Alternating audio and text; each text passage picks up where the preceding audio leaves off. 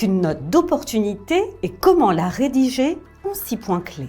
L'étude d'opportunité est un document business du projet utilisé tout au long du cycle de vie du projet. La note d'opportunité est utilisée avant le lancement du projet pour aboutir à une décision d'acceptation ou de rejet du projet. Elle permet de mesurer le succès du projet par rapport à ses objectifs lorsque celui-ci est arrivé à son terme. Alors, qu'est-ce qu'une étude d'opportunité? Pourquoi y avoir recours et quels sont ses avantages et ses limites? Je vous propose également de découvrir les 6 composantes d'une étude d'opportunité appelée aussi business case. Commençons par le contexte général d'une analyse d'opportunité.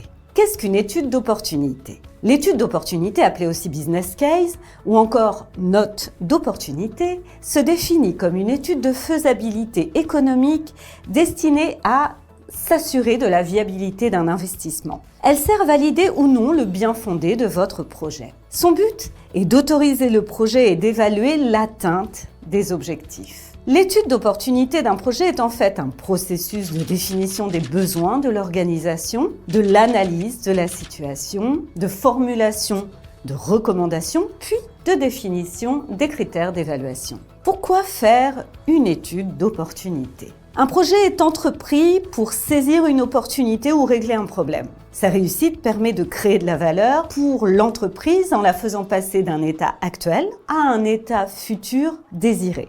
Cependant, un projet requiert l'engagement des ressources humaines, financières, matérielles, d'où la nécessité de prendre le temps de mener l'étude d'opportunité et de faisabilité avant de prendre la décision d'aller de l'avant avec un projet. Ainsi, l'étude d'opportunité permettra à votre direction de valider si le projet a une analyse préalable et une évaluation des bénéfices futurs du projet, de ses coûts et des risques éventuels.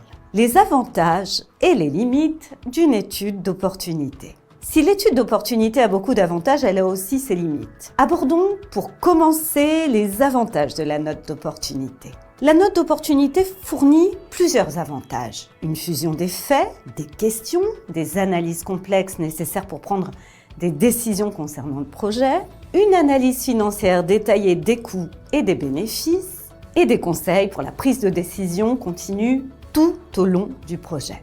À présent, quelles sont les limites de la note d'opportunité? Sur ce plan, le dossier d'opportunité peut être subjectif et influencé par les domaines d'intérêt des acteurs, souvent non mis à jour une fois le financement du projet approuvé, et enfin basé sur des hypothèses concernant les coûts et les avantages qui peuvent s'avérer imprécis.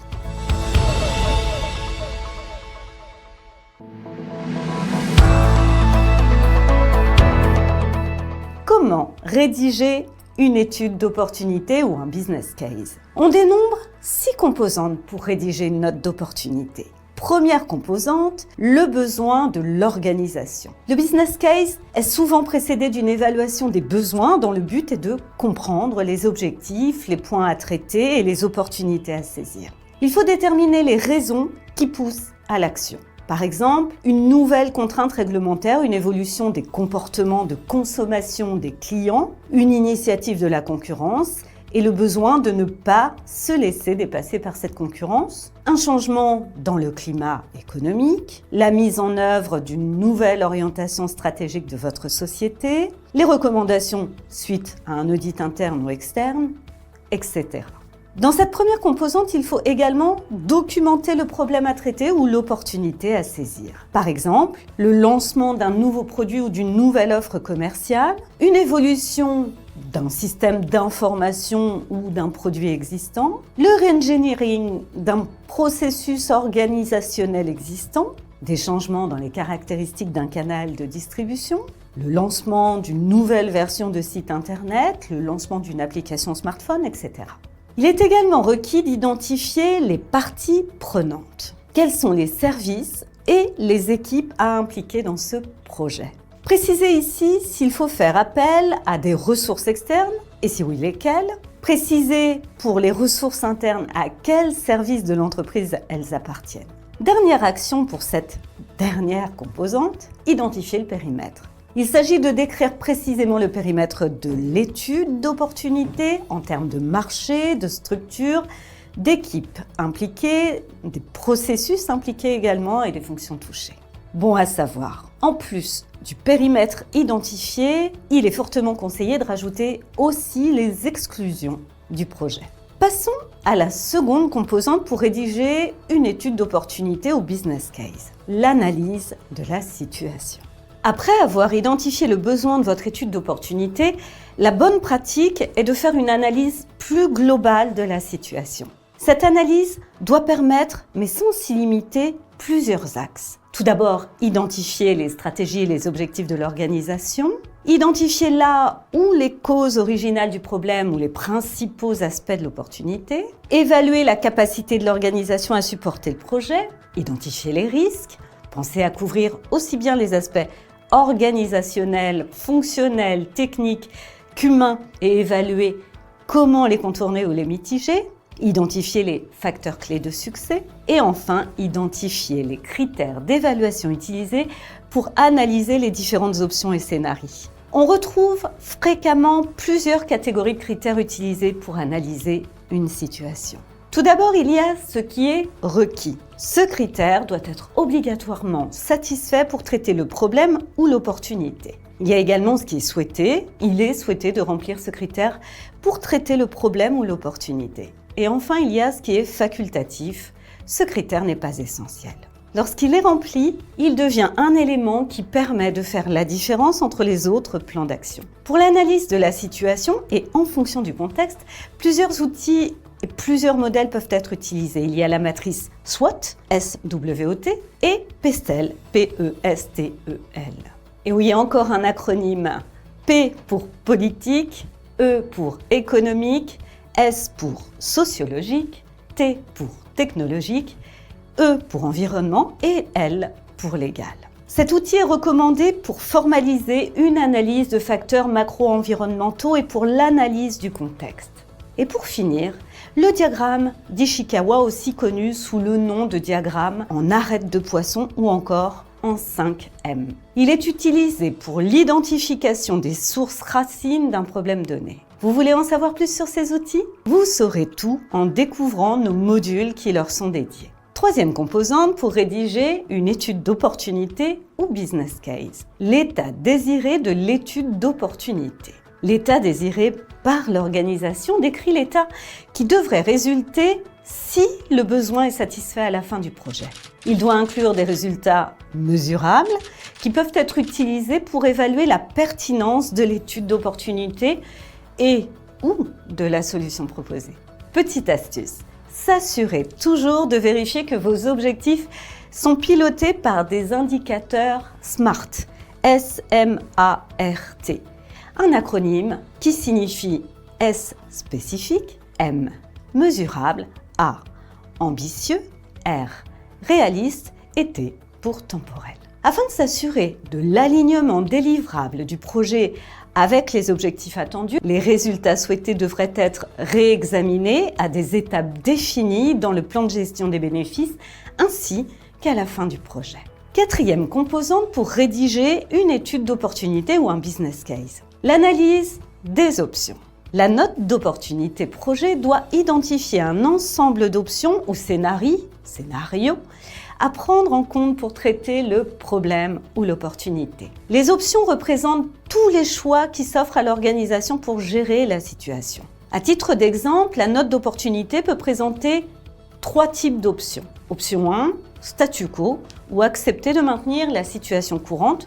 En choisissant cette option, le projet n'est pas autorisé. Option 2, faire le minimum pour traiter le problème ou l'opportunité.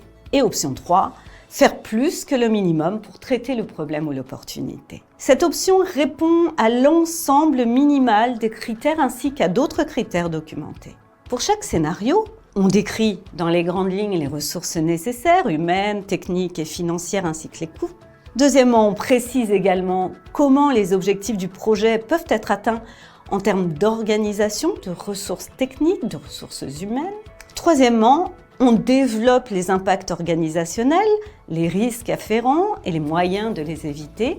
On décrit les impacts sur l'organisation, les équipes et les risques. Quatrièmement, on décrit également dans quelle mesure il permet d'atteindre les objectifs du projet et on identifie les aspects positifs et négatifs de chaque scénario.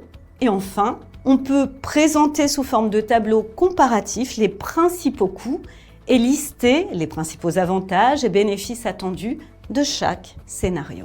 Cinquième composante pour rédiger une étude d'opportunité ou un business case, la recommandation. Il s'agit à ce stade d'énoncer l'option recommandée par l'auteur de l'étude d'opportunité pour autoriser et suivre le projet. Cet énoncé doit inclure au minimum les points que je vais vous citer à présent.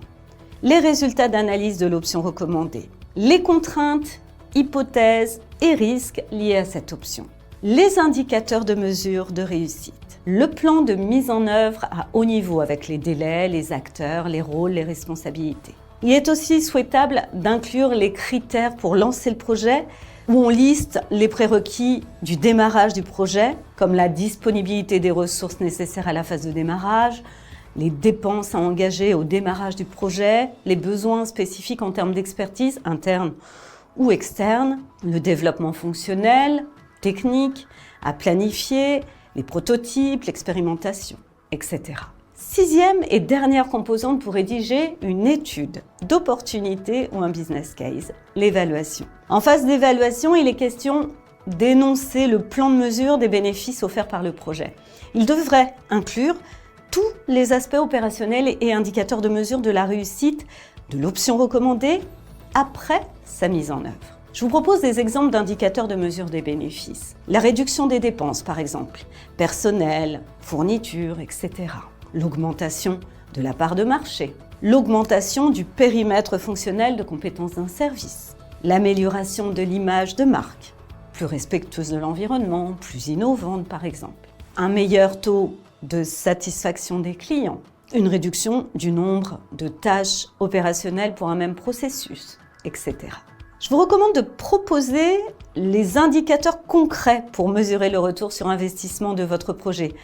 Par exemple, l'évolution de la part de marché ou la part de marché, tout simplement, si c'est un nouveau produit ou un nouveau service. Le chiffre d'affaires, le montant des frais généraux de la société, l'évolution du trafic sur le site internet, l'évolution du nombre d'inscrits sur le site, l'évolution du nombre de clients, le nombre d'utilisateurs pour une application interne, etc.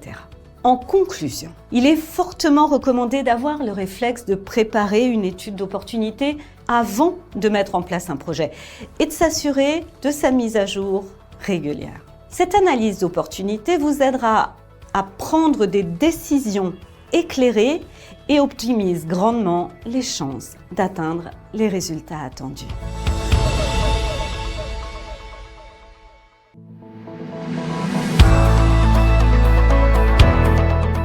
Les objectifs et enjeux du plan de communication projet.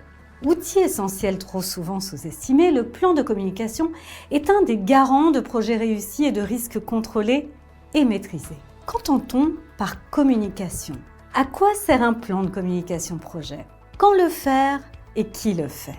Comment créer un plan de communication projet ? Quel est l'intérêt d'un plan de communication projet ? Voyons tout cela plus en détail. Commençons par définir ce qu'on entend par communication. La communication, c'est un moyen de transmettre des idées ou des informations, mais pas seulement. C'est également plusieurs autres choses. Le fait d'établir une relation ou une liaison avec autrui et de leur transférer, partager, diffuser des informations à travers la linguistique. C'est aussi l'émission d'un message vers un récepteur, le processus d'échange de messages, d'informations et de connaissances. Dans l'entreprise, elle est le suivi des flux d'informations qui circulent entre les différents acteurs, que ce soit internes ou externes. Elle peut être établie à travers des outils de télécommunication ou des technologies d'information. La communication doit toujours être à deux sens. Il est aussi important de provoquer un retour d'information que d'en communiquer. Ne serait-ce que pour vérifier que le message a été compris tel qu'il était censé l'être. Les mécompréhensions, les non-dits, les demi-vérités, voire les mensonges, n'ont pas de place dans un plan de communication transparent, bien conçu et bien exécuté. Alors, justement, à quoi sert un plan de communication projet ? Un plan de communication projet est très important car une communication effective et transparente est indispensable pour assurer le succès d'un projet. Pour communiquer efficacement, il faut avoir défini ce que l'on veut communiquer, à qui, quand et comment. Cette communication doit se faire aussi bien en interne qu'en externe. Que ce soit pour obtenir un retour d'information, savoir où sont archivés des documents, recevoir des informations primordiales d'un client ou faire une revue avec des parties prenantes, tout cela fait partie de la communication. Avoir un plan de communication qui détaille toutes les parties prenantes ainsi que quand et comment les contacter est essentiel. Il vous permet de cibler vos messages en fonction des besoins. Il rend votre communication plus simple, plus efficace et plus précise. Un plan de communication vous permettra de réaliser votre projet sans accroc et d'éviter de nombreux pièges, de nombreuses erreurs, de nombreux risques. Mais il vous faudra aussi gérer les attentes des parties prenantes et planifier votre projet en fonction des informations reçues et partagées. Trop de projets ont échoué parce qu'ils n'avaient pas pris en compte l'importance d'une communication bien comprise et bien exécutée. Gardez en tête que le but du plan de communication est de partager avec votre communauté les bénéfices de votre projet et l'état d'avancement de celui-ci. Quand faire un plan de communication et qui doit le réaliser?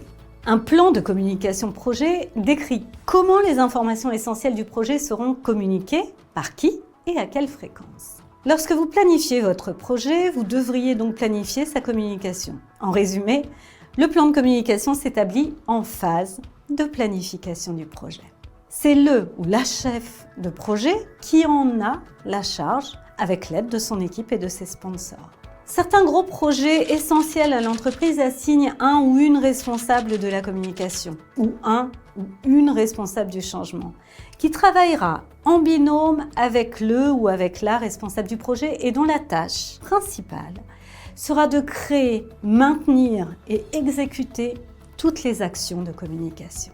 Le plan de communication sera mis à jour tout au long du projet et parfois corrigé lorsque les messages doivent être adaptés. Comment créer un plan de communication projet? Les deux premières questions à se poser sont: quel est l'objectif de la communication? Quelle en est l'audience? Les parties prenantes. Commençons par la partie objectif de la communication. On commence donc par définir notre objectif de communication projet. Par exemple, informer régulièrement notre communauté d'utilisateurs sur l'état d'avancement du projet.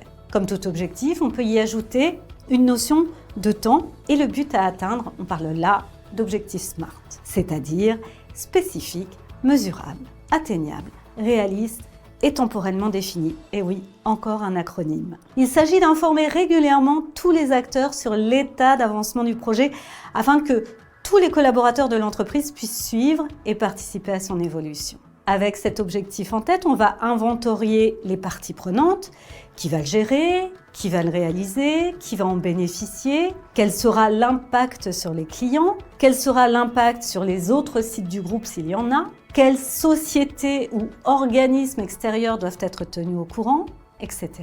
Le registre des parties prenantes peut être très long si on ne veut oublier personne. Et une partie prenante très importante, oubliée, peut avoir des conséquences très négatives sur le déroulement d'un projet. Ensuite, on va analyser ce registre des parties prenantes et les regrouper en 4 catégories.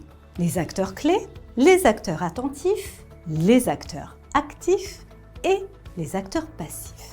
Fort de ces groupages, on va établir des stratégies de communication, définir les messages que l'on veut communiquer, à quelle fréquence et avec quels médias. Pour chaque groupe, on va maintenant répondre aux 3 questions que je vous propose. Quel sera le message à faire passer? Quels canaux de communication allons-nous utiliser? Et comment allons-nous distribuer le message, mais aussi quand? Et enfin, on va ajouter 2 aspects au plan de communication. L'organisation des réunions de projet et les différents comités, leur fréquence, leur but. Et pour le deuxième point, la stratégie de formation qui sera mise en place. Cette dernière ne sera pas très détaillée, mais il est important de commencer à communiquer avec les utilisateurs sur cette étape importante pour eux. Cela permettra ici aussi un retour d'informations utile pour la suite du projet. Les besoins de communication des projets diffèrent selon la taille du projet, car le nombre de parties prenantes va influencer sa simplicité ou sa complexité. Un plan de communication est donc unique, taillé pour un projet en particulier. Quel est l'intérêt d'un plan de communication projet? Le principal objectif de la communication est de communiquer de manière efficace avec toutes les parties prenantes. Une bonne communication va permettre à votre projet de se dérouler de manière plus fluide et vous aidera à éviter certains problèmes humains. De plus, il vous permettra de mieux gérer les attentes, les besoins réels ou supposés des parties prenantes et donc de faciliter la planification de votre projet. On le voit, les bénéfices sont multiples et justifient pleinement l'investissement d'un plan bien conçu. Sans oublier bien sûr que 90% des problèmes rencontrés dans la réalisation des projets sont des projets humains qui peuvent très souvent être évités. Comme je viens de vous l'expliquer, la communication projet doit toujours être à deux sens. Et comme lors de l'établissement du plan de projet, les attentes doivent être définies, comprises et gérées entre le client interne ou externe et l'équipe projet, afin que les responsabilités soient claires et que la communication soit fluide entre les différentes parties, sans non-dit, sans oubli ou demi-vérité, de manière totalement transparente. On ne devrait pas démarrer un projet sans avoir un plan. De même, on ne devrait pas démarrer un projet sans un plan de communication, si simple soit-il. En définissant clairement dès le départ ce que peuvent être les attentes ou ce qui n'en fait pas partie, vous clarifiez dès le départ les règles du projet. Par la même occasion, il est utile de communiquer au client final quelles sont les attentes et à quel moment vous aurez besoin de celui-ci afin qu'il puisse être prêt quand ce sera nécessaire. Durant toute la vie de votre projet, une communication réussie autour des buts, des jalons et parfois de leur alignement lorsque des changements arrivent est essentielle à la transparence et à l'acceptation du projet et de son évolution tout simplement. Une bonne approche de la communication vous permet d'entretenir la relation avec le client et le partage d'une même compréhension de ce qui se passe ou de ce qui ne va pas se passer durant chaque phase. La gestion des parties prenantes et des clients finaux est donc un facteur clé de succès. En conclusion, souvent sous-estimé ou établi trop tard, le plan de communication est pourtant un élément essentiel de votre planning. Peu de projets sont ratés pour des problèmes techniques, mais la plupart des gros problèmes rencontrés sont dus à des facteurs humains. Un plan de communication bien pensé et bien exécuté diminue ces risques humains de manière radicale. Je ne peux que vous conseiller de passer le temps qu'il faut à établir ce document le plus complètement possible et de l'exécuter de manière systématique en le corrigeant si nécessaire. Une communication transparente tous azimuts et le retour d'informations générées permettent de réduire les risques de décalage tout en améliorant le support des communautés et parties prenantes.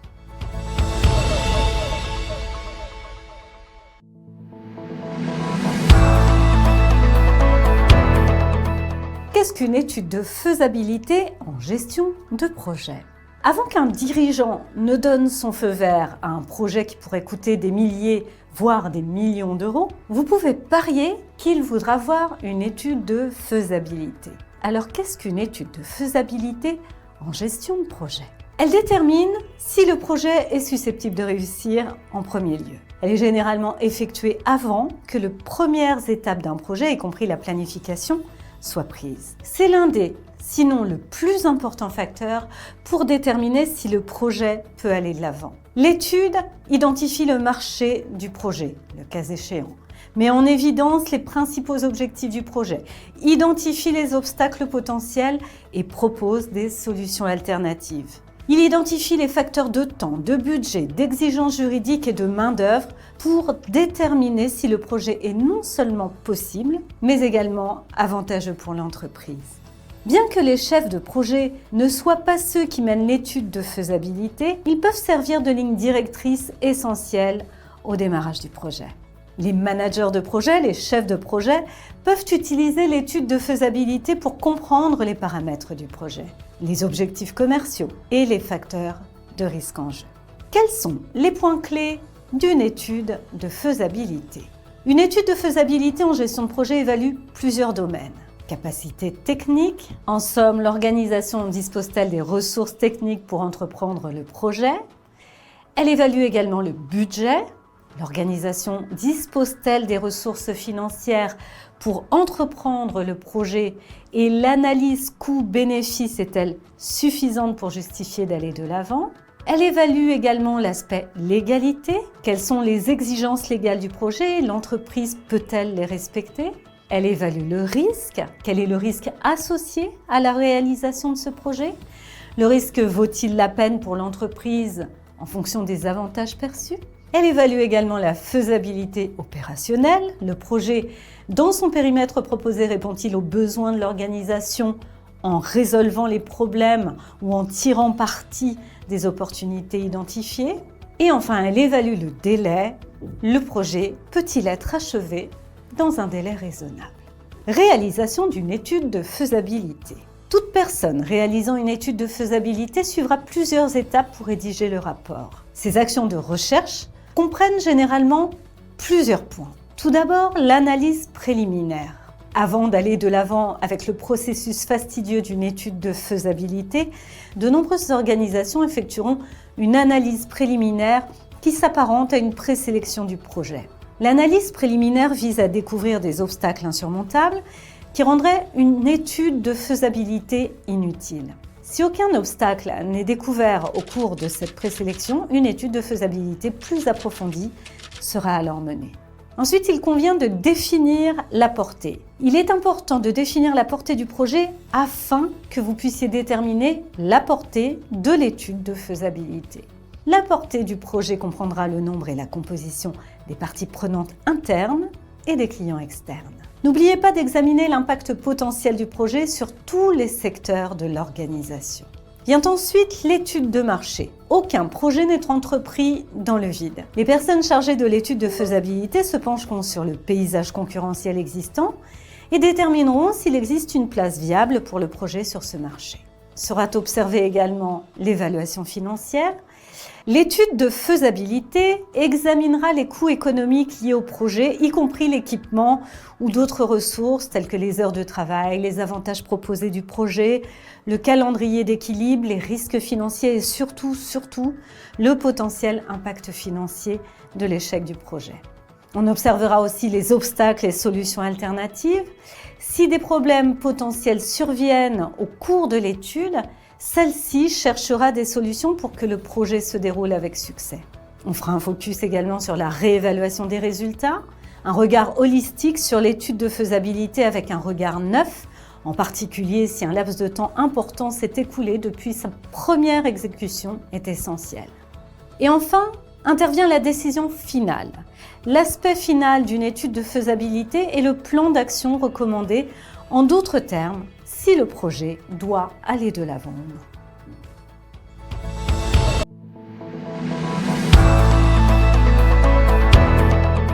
Comment faire de la réunion de lancement du projet un succès? Avant que le travail du projet ne commence officiellement, organisez une réunion de lancement du projet pour que tout le monde soit sur la même longueur d'onde. Il s'agit d'une première étape cruciale qui donne le ton pour le travail qui suit. C'est généralement la principale occasion de partager les objectifs et le plan global du projet avec chaque partie prenante. Les réunions de lancement réussies nécessitent une préparation. Voici 8 étapes pour faire de votre réunion de lancement un succès. Premièrement, établissez une vision et des livrables. Définissez un objectif commun pour tout le monde. Expliquez ce qui doit être fait et quand.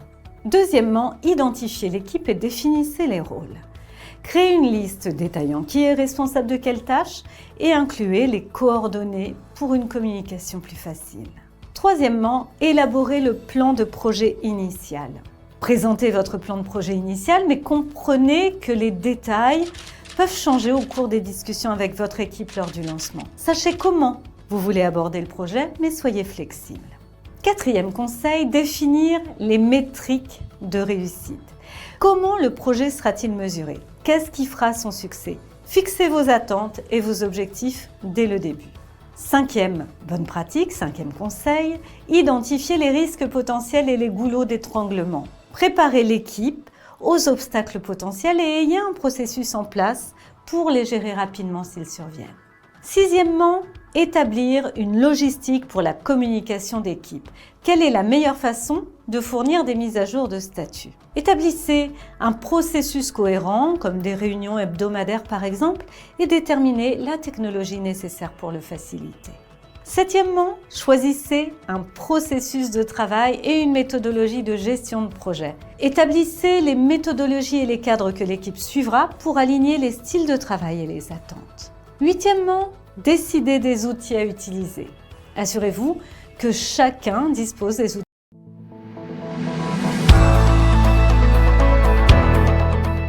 Kick-off meeting, les 4 clés pour réussir votre réunion de lancement.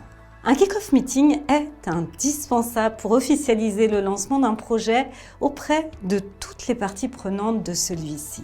Si vous devez gérer un lancement de projet très important et ne savez pas comment vous y prendre ou par quoi commencer, vous êtes au bon endroit. Vous découvrirez dans ce module les 4 points clés qui vous permettront de réussir votre réunion de lancement. Tout d'abord, qu'est-ce qu'un kick-off meeting ? Un kick-off meeting est la première réunion qui se tient avant de passer concrètement à l'action et de concrétiser le lancement d'un projet.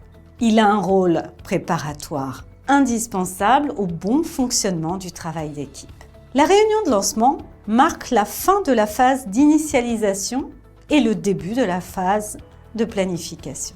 Son but premier est de mettre autour de la table les différentes parties prenantes d'un projet, fournisseurs, clients, responsables, etc. Elle permet aussi de clarifier les objectifs pour tout le monde et de s'assurer que les rôles sont bien définis et qu'un macro-planning est convenu entre toutes les parties prenantes. Voici 4 conseils pour réussir votre kick-off meeting. Pour que l'exécution d'un projet soit efficace, il faut que tout le monde tire dans le même sens. Sans objectif clair, il est très difficile de coordonner le travail, d'où l'intérêt de bien définir son plan de réunion. Les actions ne seront plus focalisées vers un objectif commun, mais vers une vague idée. Le kick-off meeting permet donc de donner le même niveau d'information à tout le monde, y compris à des prestataires externes à l'entreprise. C'est fondamental pour vous permettre de coordonner au mieux le travail tout au long du projet. La répartition claire des rôles, avec un planning qui jalonne les différentes étapes, permet à chacun de trouver sa place dans l'exécution du projet. Chaque intervenant a un rôle précis à un moment donné du projet. Jalonner les actions vous permettra d'éviter de nombreux couacs. Pour répartir les rôles et définir les responsabilités, vous pouvez utiliser la matrice RACI, R-A-C-I. Enfin, cette réunion de projet préliminaire vous permet d'impliquer toutes les parties prenantes au projet. Elles savent pourquoi le projet est lancé, comment travailler ensemble et n'ont pas l'impression d'être uniquement des exécutants. Maintenant que nous avons posé les bases de ce qui est attendu dans une réunion de lancement, il est temps de voir les points clés d'une réunion de lancement. Ils sont au nombre de 4. 4 points clés pour réussir votre planification de réunion. Premier point clé, conviez les bonnes personnes à la réunion de lancement. L'une des parties les plus difficiles du kick-off meeting est d'inviter les bonnes personnes. Je suis convaincue que vous pensez qu'il ne faut absolument oublier personne au risque d'avoir du mal à fédérer et à coordonner le travail par la suite. Mais qu'en même temps, il ne faut pas inviter n'importe qui pour ne pas faire perdre de temps inutilement à ces personnes. Rassurez-vous, j'ai quelques astuces. Commencez par lister les chantiers et les acteurs du projet. Vous êtes chef de projet. Il vous incombe donc d'établir en amont de la réunion de lancement un plan précis des étapes du projet. Il vous faudra décrire les principaux chantiers et aussi les différents acteurs qui y seront impliqués. Prévoyez les risques éventuels. Essayez de prévoir toutes les étapes du plan et tout se déroulera correctement, mais également les aléas qui peuvent le mettre à mal. Estimez également les charges et définissez les jalons. Consultez en amont les experts techniques pour obtenir des macro-estimations des charges et essayez d'en déduire des jalons à fixer pour les différents chantiers. Moins vous laisserez de place au hasard, plus vous verrez votre objectif et les moyens à mettre en place clairement, plus il vous sera facile d'identifier les bonnes personnes à convier lors de la réunion de lancement de projet. Une autre astuce, demandez au commanditaire du projet de faire une brève introduction pour rappeler le contexte, les enjeux et les objectifs du projet. C'est très souvent une bonne idée pour bien entrer en matière. La préparation du kick-off meeting vous permettra également de répondre aux différentes objections des membres présents à la réunion. S'ils voient que vous savez de quoi vous parlez et que vous avez tout prévu, alors vous obtiendrez leur adhésion. Deuxième point clé, définir un ordre du jour clair et précis. Une fois que vous avez préparé votre plan d'action du projet aussi précisément que possible, il est temps de préparer l'organisation du kick-off meeting en lui-même. Réservez une salle, définissez une durée. Lorsque vous envoyez les invitations au kick-off meeting, n'oubliez pas l'ordre du jour. Celui-ci doit être aussi clair et précis que possible. Si possible, essayez de définir un temps imparti pour chaque point à traiter. Cela vous évitera d'avoir des réunions interminables qui parlent de tout sauf du projet. Par exemple, en 1, tour de table de présentation, en 2, brève introduction du commanditaire du projet, rappel du contexte, des enjeux et des objectifs, en 3, présentation détaillée du périmètre du projet, 4, présentation des chantiers du projet et des impacts, 5, présentation des informations clés, macro-planning, moyens, budget, les risques du projet, 6, présentation des parties prenantes, de l'équipe projet et répartition des rôles, 7, questions-réponses, 8, planification des prochaines réunions. Voilà, un plan parfait pour votre kick-off meeting. Chacune de ces 8 étapes a son propre intérêt. Évidemment, vous êtes libre de les moduler, d'en ajouter ou d'en enlever en fonction de votre contexte. Troisième point clé, présenter le contenu et les bénéfices du projet. Le kick-off meeting fixe les points essentiels à l'accomplissement du projet. Lors de ces réunions, vous allez faire une bonne présentation du projet. Vous parlerez d'abord des objectifs de cette réunion et des buts du projet, les raisons qui poussent à le mettre en place et auprès de qui. Si ces informations sont claires pour vous, elles ne le sont pas forcément pour tous ceux qui vous entourent. Il vous revient alors d'exposer la situation de manière aussi précise et claire que possible lors de cette réunion de lancement. Lorsque tout le monde a saisi l'objectif du projet, il faudra évoquer avec les membres de la réunion l'aspect concret, les chantiers nécessaires pour mener à bien le projet, ainsi que les tâches et les défis à venir. Quatrième point clé, parler planning. Dans un kick-off meeting, il faut parler planning.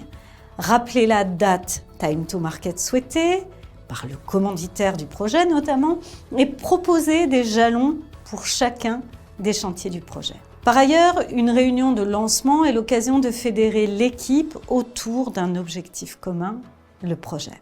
L'objectif de cette réunion d'équipe est donc de pouvoir valider la répartition des rôles et des tâches de chacun, des délais à respecter et de l'implication des différents acteurs.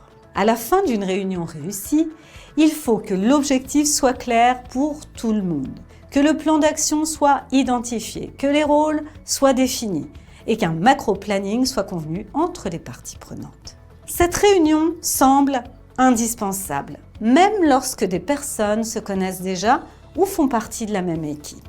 Mettre les choses à plat, clarifier et fédérer autour du projet sont toujours des étapes indispensables.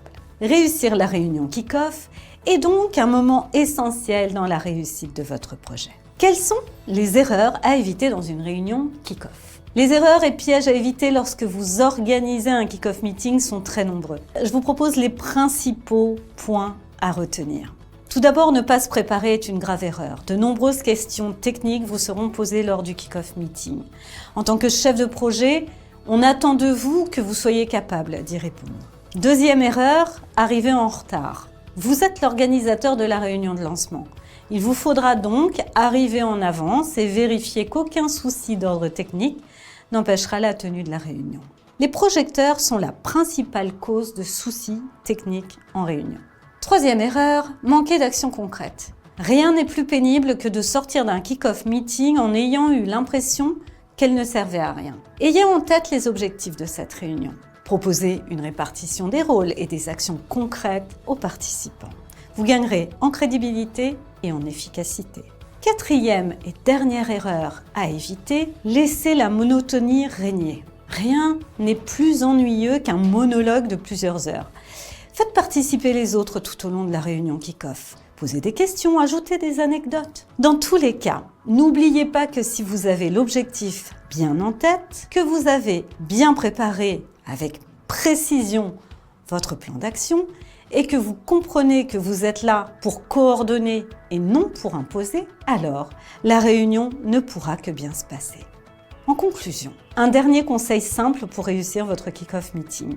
N'en faites pas une montagne. Certes, c'est une réunion très importante pour organiser au mieux la vie de votre projet. Tout ne pourra pas être parfait. Personne ne s'attend à ce que ça le soit d'ailleurs. Et vous rencontrerez, quoi qu'il arrive, des mésaventures lors du projet. Il est impossible de tout anticiper. Essayez simplement de vous préparer au mieux, d'être honnête et clair dans les objectifs et les actions à mener, mais aussi de créer une dynamique positive autour du projet. C'est votre capacité d'adaptation tout au long du développement du projet qui est le plus important.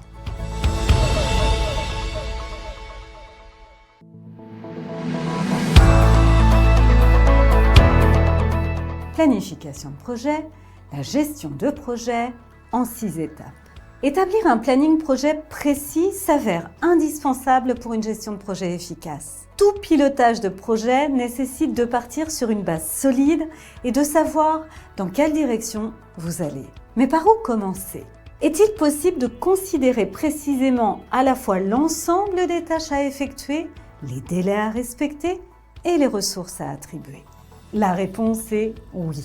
Toutefois, pour y parvenir, la planification en bonne intelligence d'un projet implique le suivi d'une méthodologie précise et structurée. Nous allons voir ensemble comment planifier les étapes d'un projet avec les bons outils. Et nous verrons que cette activité requiert l'exécution d'un ensemble de tâches assez complexes.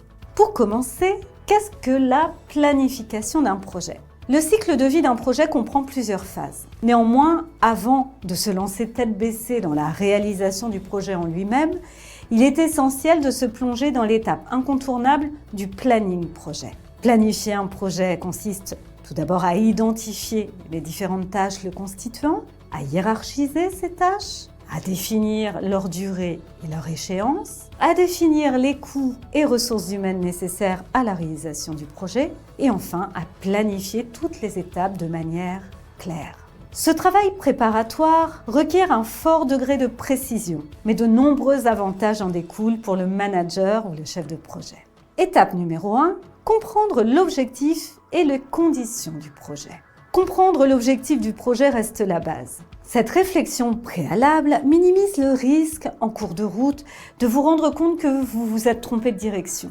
Pour identifier les risques de votre projet, tournez-vous vers la méthode des 5 M. Vous ne connaissez pas cet outil ? Je le détaille pour vous dans un module spécifique.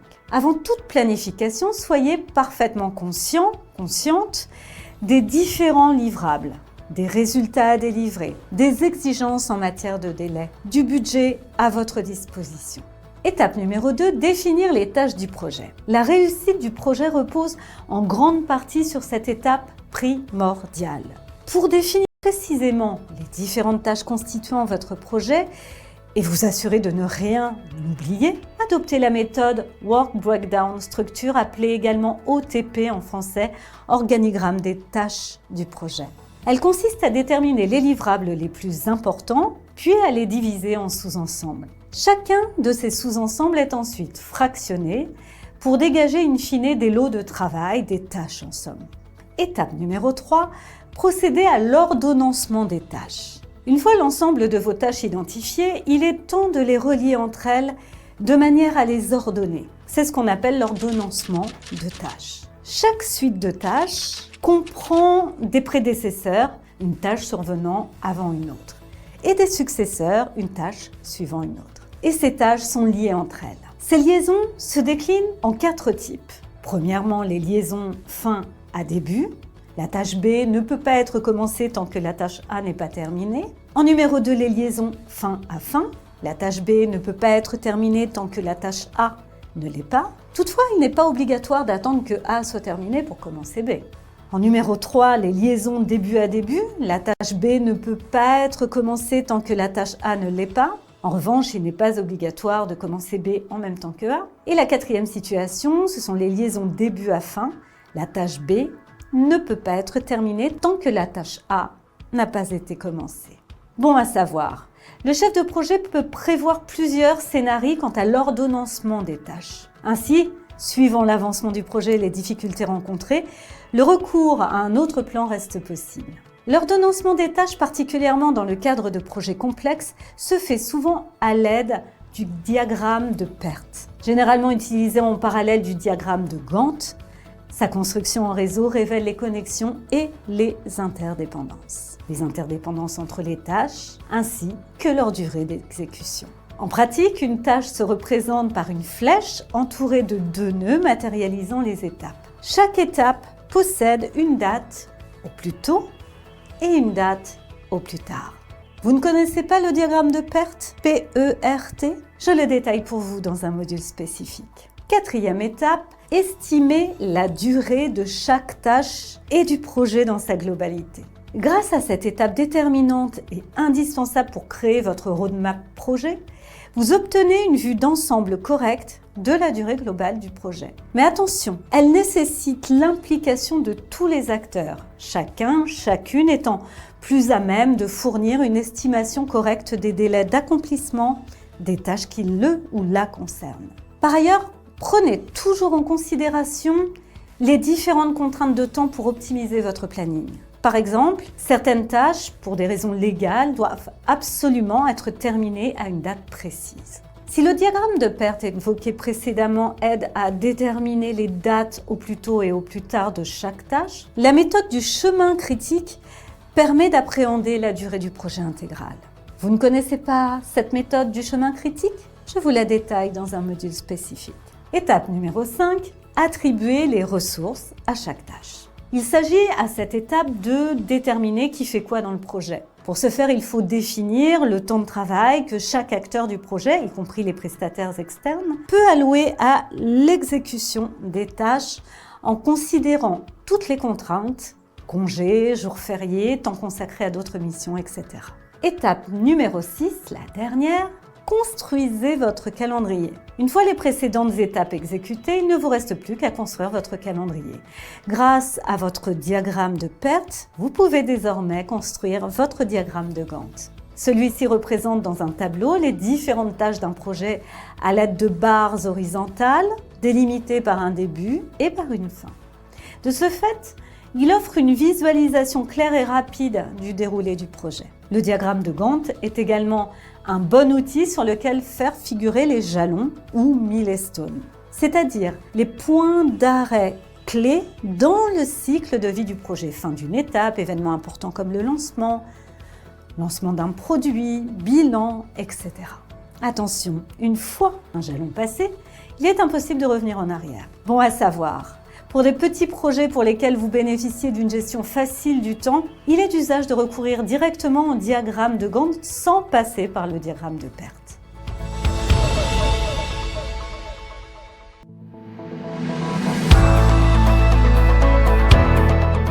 Pourquoi faire un planning dans un projet? Se présentant généralement sous forme de tableau ou de graphique, un planning de projet fait figurer des données essentielles. En offrant aux équipes une vue d'ensemble, il permet notamment de structurer en amont les idées en se demandant quelles tâches sont réellement indispensables à l'accomplissement du projet et quelles ressources doivent être sollicitées. Planifier un projet, c'est organiser ses idées. Il permet également de suivre précisément l'avancement du projet pour repérer les écarts au cours du projet et cela permet également de réagir à temps. Il permet de favoriser la communication et le travail collaboratif pour identifier plus facilement sa place au sein du projet et son impact sur l'ensemble.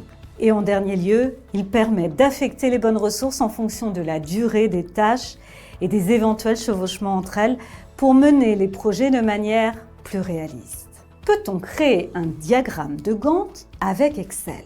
Faire un planning projet sur Excel, c'est tout à fait possible. De plus, la majorité des entreprises disposent déjà du fameux tableur. La tentation de l'utiliser, particulièrement pour l'élaboration du diagramme de Gantt, est donc grande. Toutefois, si vous n'êtes pas complètement à l'aise avec un tableur, des modèles de planning projet gratuits basés sur le modèle du diagramme de Gantt au format Excel sont trouvables sur Internet.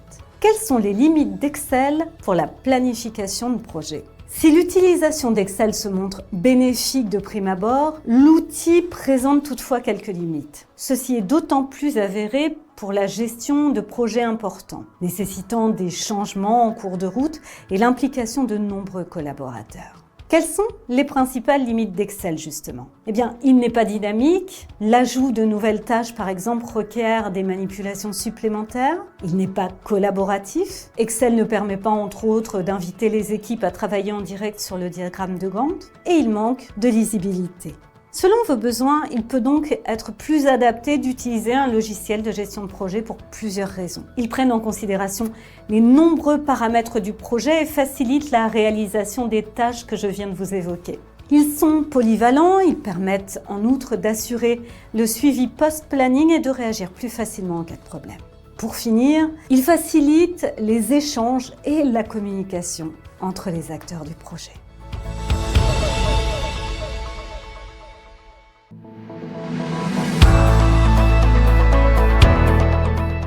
La méthode des 5 M. Pour une gestion de projet sans problème. La méthode des 5 M est un outil d'analyse éprouvé en gestion de la qualité et s'avère très intéressant aussi en gestion de projet. L'analyse des risques, des leviers, ainsi que l'anticipation et la résolution des problèmes sont primordiales pour atteindre les objectifs d'un projet et ce, dès la phase de planification. Cette méthode permet justement de rechercher et de représenter de manière synthétique les contraintes qui peuvent nuire à la réussite de vos projets, mais aussi les objectifs et les moyens d'y parvenir. Je vous propose de découvrir en détail la méthode des 5 M et comment construire un diagramme d'Ishikawa pour votre gestion de projet. Commençons par définir ce qu'est la règle des 5 M. La méthode des 5 M est un schéma en forme de poisson qui analyse les liens de cause à effet d'un problème donné. Ses arêtes représentent les causes et la tête, l'effet, le problème final, l'objectif en somme. Créé par le professeur Kaoru Ishikawa, ce diagramme d'Ishikawa donc est une méthode utilisée juste après un brainstorming en groupe de travail pluridisciplinaire pour trier toutes les idées et les ranger. En premier lieu, pensé pour une démarche de qualité, il est applicable à l'ensemble des métiers de l'entreprise, notamment à la gestion des risques et la gestion de projet. Quels sont les 5 M? Pour détecter les potentielles causes agissant directement ou indirectement sur le problème étudié, la règle des 5 M étudie tout d'abord la matière. Toute cause liée aux éléments utilisés dans le processus de fabrication, comme l'utilisation des matières premières périmées, des fournitures de mauvaise qualité ou des pièces avec défaut. Le deuxième M, c'est pour le milieu. Les causes liées à l'environnement et au contexte de réalisation, comme un marché volatile, une concurrence très rude ou une législation particulièrement contraignante. Le troisième M fait référence aux méthodes. Y a-t-il des problèmes dans la manière de travailler? Ici, on étudie de potentiels dysfonctionnements ou ralentissements dans les processus de travail et les modes opératoires, des erreurs dans les instructions ou le mode d'emploi par exemple. Le quatrième M fait référence au matériel, les équipements machines, les outils, les logiciels et s'il y en a qui sont défectueux, obsolètes ou non adaptés. Le cinquième M concerne la main-d'œuvre. Les ressources humaines sont-elles en manque de compétences et de formation ou mal informées sur la bonne exécution des tâches, etc. Cette classification s'est étendue avec le temps et l'expérience. On parle désormais de 6M, de 7M, voire de 9M, tels que la mesure, c'est-à-dire quels indicateurs sont utilisés pour analyser les résultats, le management, quelles sont les méthodes d'encadrement, les moyens financiers, en somme le budget alloué, le moment, la période en somme, le mental, les motivations, la maintenance, l'entretien, le suivi, etc. Bon à savoir, les familles que vous déterminez dépendent beaucoup de votre secteur d'activité et du type de projet. Il peut y avoir des M différents, plus ou moins nombreux. L'important est que cela colle à vos problématiques.